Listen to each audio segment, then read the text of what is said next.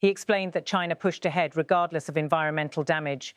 Reports of intellectual and development issues in children exposed to pollutants or elevated rare earth levels in urine were viewed as unfortunate but tolerable by Chinese planners, a cost of doing business.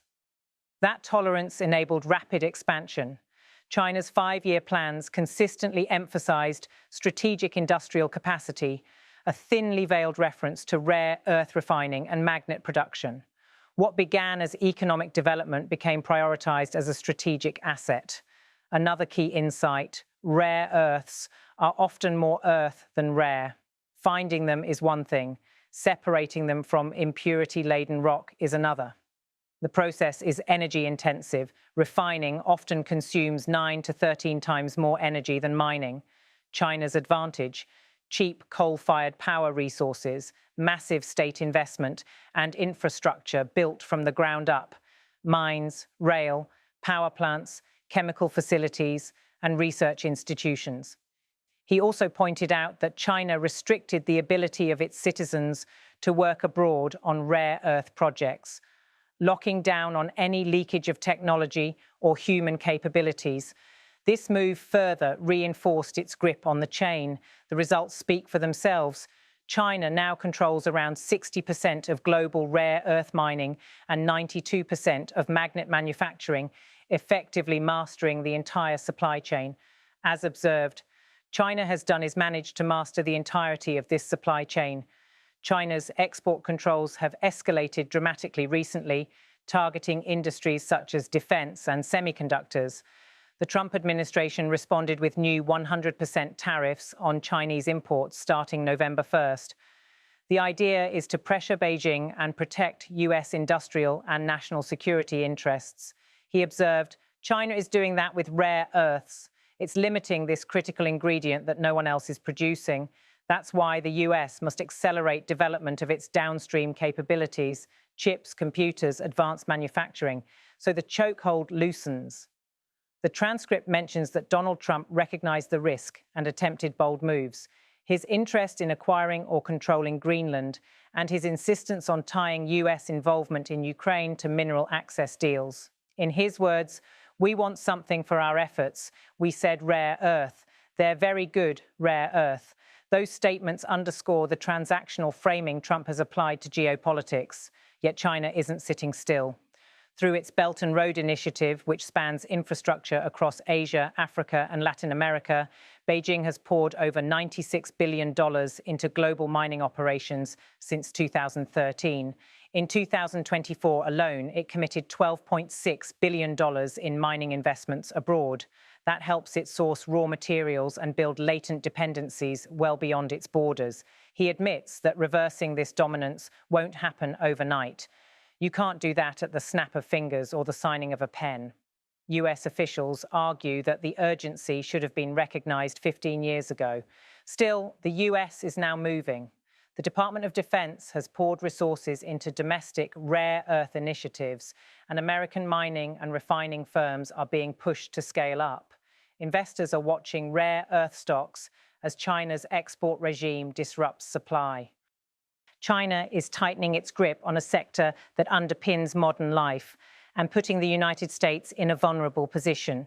He said, China has the US in a periodic table chokehold. He added that the control extends over 17 rare earth elements found in nature. These are the cornerstones of today's critical technologies: fighter jets, submarines, smartphones, wind turbines, nuclear reactors, radar, sonar, camera lenses, fuel cells. The message, without which you cannot make things like today's fighter jets and submarines, smartphones and TVs, you have no choice but to go to China. To emphasize how stark that dependence is, the speaker pointed out that if the US attempted to mine at China's scale, it would exhaust its reserves in under a decade, a grim projection for sustaining a defense industrial base. And the real bottleneck doesn't stop at extraction. Refining is the harder, crucial step. China currently handles roughly 90% of global rare earth refining. That is where its leverage truly lies. He continued, China's dominance began with recognizing the potential in rare earths, especially for magnets, which he described as little invisible muscles that make everything in modern technology move. Unlike standard iron magnets, rare earth magnets are 10 to 15 times stronger, enabling technologies from maglev trains to miniaturized electronics and energy-efficient motors. He argued that these magnets are vital to renewable energy and defense. They let wind turbines spin with less wind, help jets and submarines operate more efficiently, and enable compact military systems that would be unthinkable otherwise. Then came a strategic move by China. It imposed export controls last April, selectively limiting which countries could access certain minerals. Samarium, for example, is critical in high-temperature applications, such as missile guidance systems. Terbium, scandium, and other elements play similar roles in aeronautics, night vision, and structural applications. He noted, the same way that we competed for oil and energy sources in the 19th and 20th centuries is how we are going to compete for these minerals in the 21st century. The stakes are high. These minerals are intimately bound to national security, economic competitiveness, and technological dominance. The narrative then turns to China's strategy. First, the US used to lead in rare earth mining from the 1960s through the 1990s.